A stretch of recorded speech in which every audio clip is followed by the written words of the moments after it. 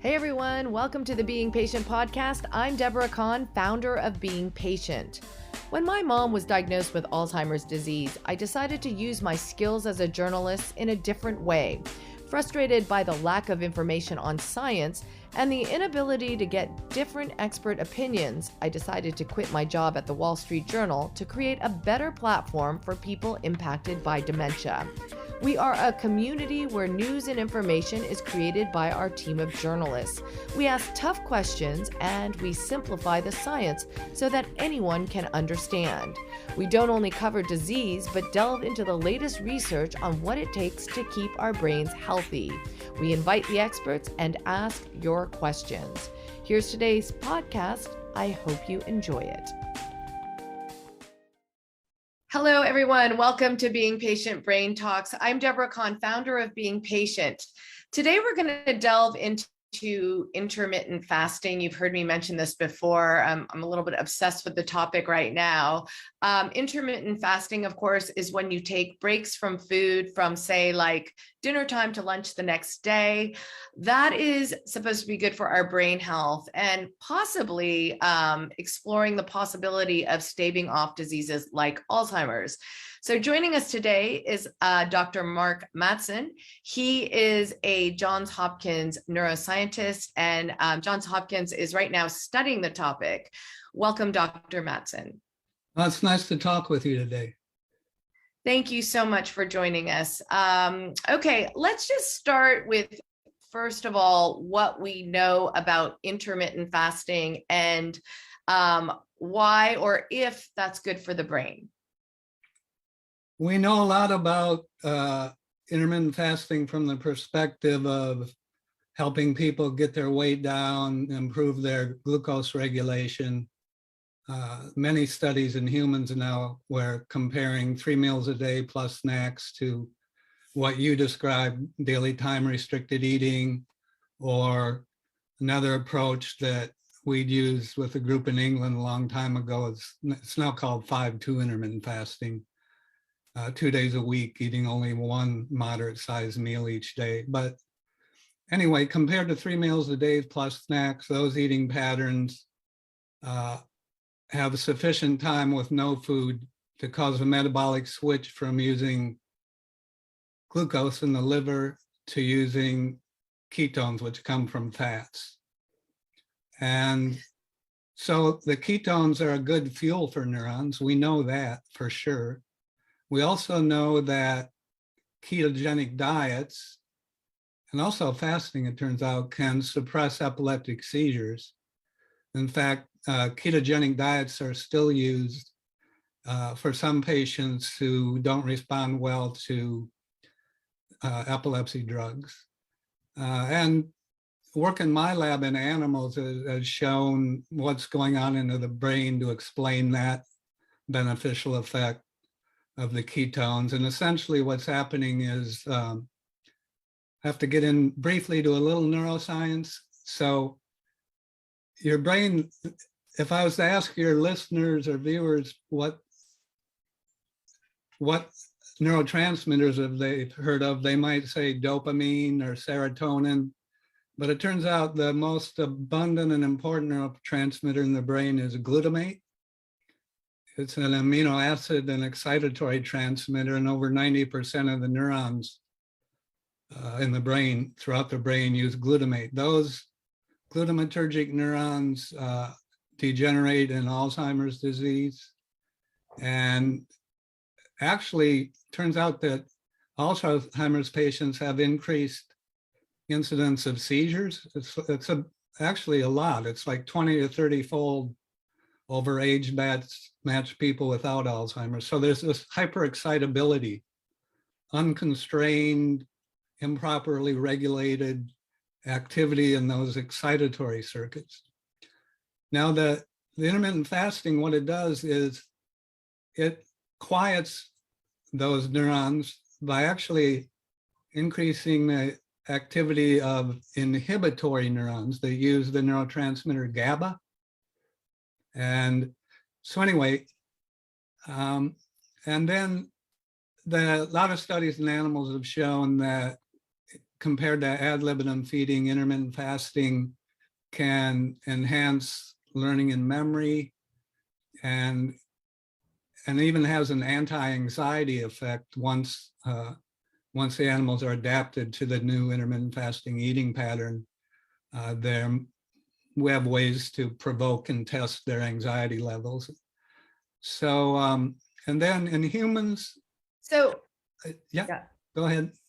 No, I want to take a little bit of a step back before we get into more of that and understand. So glucose is the normal fuel for our brains, but we can switch energy sources, right? Because ketones cross the brain-blood barrier.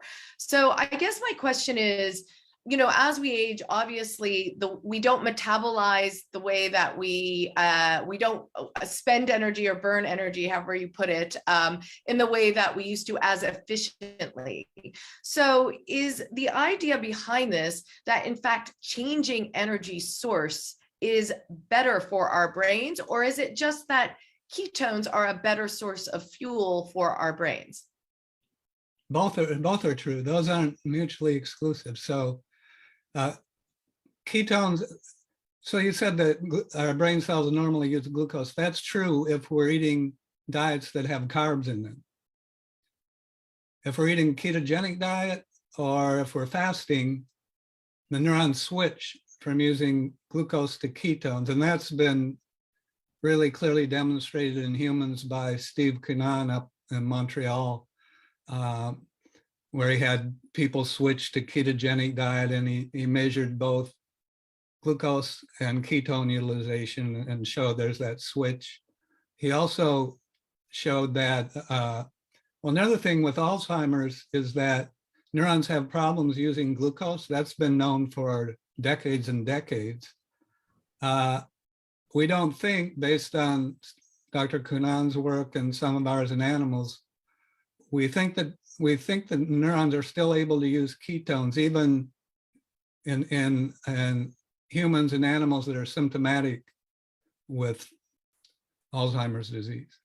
So the idea is, if we keep, in very layman's terms, if we keep our brains well fed, then it's a harder environment for things to go wrong, such as beta amyloid plaque buildup, later tau tangles. So if we have a healthy energy source, then perhaps it will be harder to reach that tipping point where the neurodegenerative process or pathology begins. Is that correct to say? Very well said. I'm trying to translate from scientist speak. Yeah, that's right. Experimentally, one can show that if you compromise the energy levels in neurons, and this is in animal studies, or even neurons in a dish, if you reduce their energy availability, then they produce more amyloid beta peptide, and they're more vulnerable to being damaged by the amyloid. And they're also more vulnerable to what I mentioned, this hyperexcitability and what we call excitotoxic damage. So how much of this is actually, I mean, you mentioned in your lab, you're doing a lot of animal studies. What do we know, and what do we need to find out still in terms of relating the research back to humans? In humans, for people who don't, that's normal people who don't have Alzheimer's disease, we don't know much at all, except that they can undergo this metabolic switch from glucose to ketones in terms of neurons in their brain using them. We have a trial that's almost done at the National Institute on Aging, where we took people between the ages of 55 and 70 with obesity, and they're also insulin resistant. And we put them on either 5-2 intermittent fasting or control eating pattern, which is breakfast, lunch, dinner. And before we started them in the study, and then at the end of 2 months, we did a bunch of cognitive tests and other psychological tests. We're doing functional magnetic resonance imaging to look at neural network activity in their brains. And we're doing some other things that get more technical, trying to figure out for example, analyzing their cerebrospinal fluid to see if some of the things we saw change in the brain in animals with intermittent fasting also change in the humans. So I can't say anything yet about that because the study's not done. We haven't published it, except it's looking encouraging. But more studies needed. There needs to be studies focusing on the brain in humans. There's a lot of anecdotal things where people will say, well, they skip breakfast, and it's been a couple months now, and in the morning hours, they feel like they're really productive now, and they're able to think clearly, and so on. And but from humans, it's just a lot of anecdotal things and not any true scientific data. I'm curious about that because, like diets come in and out, like, the no carb one, the intermittent fasting seems to be the diet du jour these days. It comes up all the time. So I feel like a lot more people are practicing it. But do we know, there are, like you were talking about, different ways to fast. Intermittent meaning maybe not eat for 12 to 16 hours in spaces, or maybe 5 days eating, 2 days off. Do we actually know what type of fasting leads to better results, or no? No, we don't. They haven't been directly compared in humans. And it's always comparing daily time restricted eating to control, which is 3 meals, or 5-2 to control. So we don't know the answer to that. But I should also point out that intermittent fasting is not a diet. A diet is what you're eating and how much. Intermittent fasting is an eating pattern that's independent of diet. Okay. Fair point. Yeah. Yeah, and so I consider it like something like exercise. It's something that's natural from an evolutionary perspective. We didn't evolve with food in the refrigerator in the morning and so on. We woke up and no, there's not food. We have to go work for it. So gatherer days. We're adapted. Our brains and bodies are adapted to functioning really well in a food deprived state. If we weren't, we would have never evolved and survived. Absolutely. Okay. And I want to get to some questions coming in from our audience. Jax Hill is asking, since many Alzheimer's sufferers have very poor diets due to the lack of an appetite, and in the very advanced stages, weight loss becomes extreme, how can fasting or keto diet be useful, I guess, in the context of a later stage of this disease? Or can it, or does it need to be studied? That's a good question. And I would say it doesn't make a lot of sense to be fasting someone who's already not eating and losing a lot of weight. Down the road, there are some approaches being pursued, supplementing or taking ketones or modified forms of ketones or precursors to ketones, these so-called medium chain triglycerides.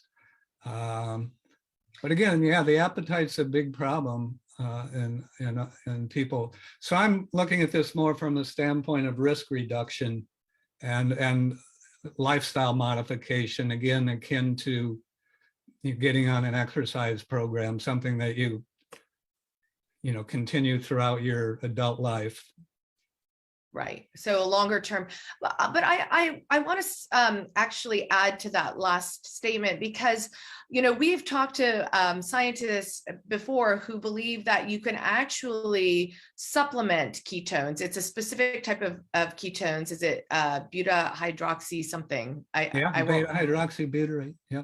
Yeah, beta hydroxybutyrate. And I actually went on Amazon and they're clearly advertised, right? And so scientifically speaking, can we actually, without fasting, supplement those ketones and they work as an energy source, because the supplements actually that energy source goes to, like another supplement, it crosses the brain-blood barrier. Is that feasible? Yeah, well, so historically, the historical perspective on this is that kind of similar to the popularization of intermittent fasting, which was based largely initially on work in my laboratory in animals, and then some initial human studies we did in collaborations. Ketone ester, the beta hydroxybutyrate ester, a colleague of mine at NIH developed that ketone ester. This is when I was a lab chief at NIH. I was a lab chief there for 20 years, and then I retired, and now I'm on the faculty at Hopkins. But so we tested that ketone ester in our mouse model of Alzheimer's disease. It had beneficial effects. Then it's now being tested by Steve Cunan, the guy I mentioned, in Canada, in patients with Alzheimer's disease, and also a neurologist that I mentored when I was at NIA is going to test it in patients with mild cognitive impairment or early Alzheimer's disease. So let me ask you this: if when we enter a disease state in the brain, obviously that's neurodegeneration, but like things like CTE, for example, repeated concussion to the brain, has it been studied yet relating whether or not we can actually help the brain recover using ketones, restoring the energy source and boosting the source? Because I mean, to simplify this, if we can prove that actually ketones can speed up that type of injury, then wouldn't we be one step closer in knowing that actually ketones can help in terms of the disease progression? There are some animal studies and models of traumatic brain injury that suggest that intermittent fasting and ketones can lessen the brain damage and improve recovery. There's been nothing done in humans along those lines yet. Let me ask you something that you might not be able to answer, but I mean, a lot of this sounds like, why hasn't it been investigated in humans? Why are we still at an animal study level when it would seem like science researchers could get to the answers to some of these questions, given, in fact, the amount of people and the amount of interest in intermittent fasting today? I'm really excited about all this because just in the last 5 to 7 years, there's been an exponential increase in the number of human studies. And I was invited with a colleague of mine to write an article for the New England Journal of Medicine a few years ago. And the reason they had 2 reasons for inviting us to do it. One was there's now enough data from humans, particularly people with obesity or insulin resistance, to merit a review article, but also a lot of physicians hadn't heard of intermittent fasting, or they had no idea that there's actually a lot of science, including an increasing number of clinical trials. And so now if you go on clinicaltrials.gov, which is where you go to find all the ongoing trials, and if you put in the words intermittent fasting, there's like 50 trials ongoing in things ranging from cancers, various cancers, diabetes, obesity, mild cognitive impairment, and some inflammatory neurological disorders like multiple sclerosis, for example. So what happened was that the animal research really didn't start till the late 80s, early 90s. And, right. And then it took a couple decades to get a lot of animal data. And then human studies started, and they're taking off now. So, yeah. So we should be getting more answers, hopefully, in the relatively near. So what do you say to people like all of us in our audience who have either been diagnosed at an earlier stage of Alzheimer's, or who have loved ones, a familial link to the disease? What do we know enough of to start to put to practice? I mean, obviously we're not telling, like you said, this is not a drug or anything. This is kind of a lifestyle change. So what would you tell people? I have a mom with Alzheimer's disease. What should I be doing now to know that I can really boost my brain health for the future? Exercise, physical exercise, number one. Cognitive exercise, particularly what you and I are doing now, engaging in intellectually challenging things. And then 3, moderation in calorie intake and eating a healthy diet. And I think intermittent fasting can actually help with that aspect. So that's all I can say. There's pretty good data, with epidemiological data, with exercise, and people keeping their minds active and socially engaged is another thing during your adult life. There's good epidemiological data with that. There's actually good epidemiological data showing that people with obesity and type 2 diabetes are more likely to get Alzheimer's before they die. And in as much as intermittent fasting can counteract those, one would expect it would be beneficial. Yeah, and absolutely. And I guess the more we understand about our biologies, it's not so surprising how biological systems relate, to health. This is a good question, and one that, at what age is it effective or good to start to practice intermittent fasting? I mean, would I tell my 15-year-old, hey, you should cut out one meal? Or is this addressed to the 50+ audience? I mean, what age should we start considering this for really health benefits for the longer term? Well, if your 15-year-old is overweight, it might be worth trying. In fact, I've had pediatricians contact me who work with kids with obesity, and they've had some success. In what they do is they get the parents to change their eating pattern, and then the child changes it with them. And then, if they're not obese, though, is there harm to do that at a young age?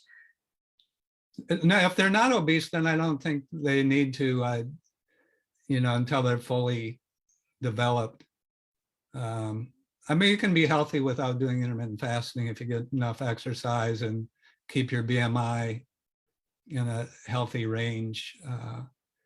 On the other hand, we do think there are some additional benefits, and that we did one of the studies actually that led to the popularization of intermittent fasting. What we published in 2011 with a group in England. It was in 100 women, and they were overweight, but we randomly assigned them to either 5-2 intermittent fasting or 20% reduction in daily calories, but they ate breakfast, lunch, and dinner. And over 6 months, both groups of women lost the same amount of weight, but the women on 5-2 intermittent fasting had a greater improvement in insulin sensitivity, that is, better glucose regulation. So that showed a beneficial effect of the intermittent fasting that could not be accounted for by a simple reduction in calorie intake. Right. This is an interesting question, and I think it was more geared to people within the audience, but what about volunteer trials within social communities who are participating? I mean, how much science do we really need to come to some of these conclusions about, I mean, obviously staving off Alzheimer's is one thing, but what is the measure that's being used scientifically? And what is it that maybe people can look at individually as to know whether or not their health overall, and maybe even their brain health, is improving or not going down, so to speak? Their overall health, that's pretty straightforward. They can one thing that we found in animals first and others have found in humans is that blood pressure, resting blood pressure will go down somewhat. It doesn't happen right away. It takes several weeks to at least a month or so. Another thing they could do, what I would do as a scientist, is go to my doctor and say, okay, I'm going to switch my eating pattern to an intermittent fasting one. And I'd like to see if it's affecting my health. Can you take some blood? Can you measure glucose and hemoglobin A1C? It's kind of a, which is a pre-diabetic indicator, right? Yeah, yeah. And, and they'll take the blood pressure and then switch and then come back a month or two later and see if there's been any changes. Someone else is asking, so if your BMI is normal, will intermittent fasting help with brain health and all, staving off Alzheimer's? Like, so if you're talking to a group of people who have normal BMIs, do they need to do intermittent fasting, or is it always a good idea? I can't answer the specific question that person asked. There aren't any data on that. There's a lot of interest by athletes, interestingly, in intermittent fasting. I had an NBA player contact me he'd gained some weight in the last few years, and like the amounts of points he was scoring per game was going down, and so he wanted to help get his weight down. But endurance athletes too are interested in this, the notion that, and there's actually evidence for this, that ketones can enhance endurance.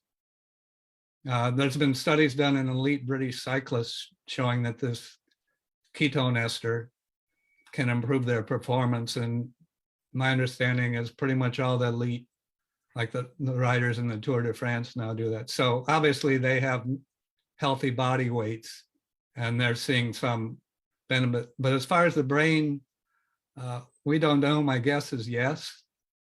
And that's just based on my knowledge of what's happening at the level of the nerve cells and the molecules in them.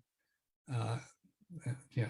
So are there plans to move your research? You were talking about you're currently doing animal studies. Are you going to move them to humans soon? Because I think there's a lot of people probably here who'd like to participate. So I retired from my position at the NIA, so I actually don't have a lab anymore. What I'm doing now at Hopkins is I'm cheerleading clinical investigators in trials of intermittent fasting. For example, one neurologist, Ellen Mowry's done a couple preliminary studies in patients with multiple sclerosis, and she's trying to get funding to do a bigger study. There's studies at Hopkins, people with diabetes and so on. But I would suggest go on clinicaltrials.gov, put in intermittent fasting. It's easy to scroll through, maybe whatever, 50 or some studies, and you can see whether you click on a study. But those are mostly for people with some condition, right? And not normal, healthy people. Yeah. But, and this also punctuates like some of the frustration, like why isn't research geared towards health rather than disease and illness? Because, right? I agree. So in one of the chapters of my book that just came out, Intermittent Fasting Revolution, I have a whole chapter on answering your question, and it has to do with dollars. Yeah. Both in terms of, pharmaceutical companies don't want healthy people. I mean, it's kind of cynical view, but they don't make any money from healthy people. And our whole healthcare system is kind of geared to letting people get sick and then treating them. And also, unfortunately, I've been doing research for about 40 years now, and it used to be the NIH would fund a lot more kind of basic studies that aren't really necessarily disease focused. And over the decades, more and more, they've shrunk the amount of funding they give for kind of things in the basic science and prevention, and focus more on disease. Although now there's a little bit of switch. For example, they are they have had a request for grant proposals for human studies of intermittent fasting, including those in normal healthy people. Okay, so I want to get to we're getting a lot of questions, but I want to just get to the last few. So I'm going to combine two of them. One is, what is your opinion on the 12 hours during regular sleep fasting? I mean, can we gain enough benefits from that? The second one is, will intermittent fasting help with someone who's had a stroke and they're trying to improve the brain? So again, it's kind of more in the injury. Do we know that yet?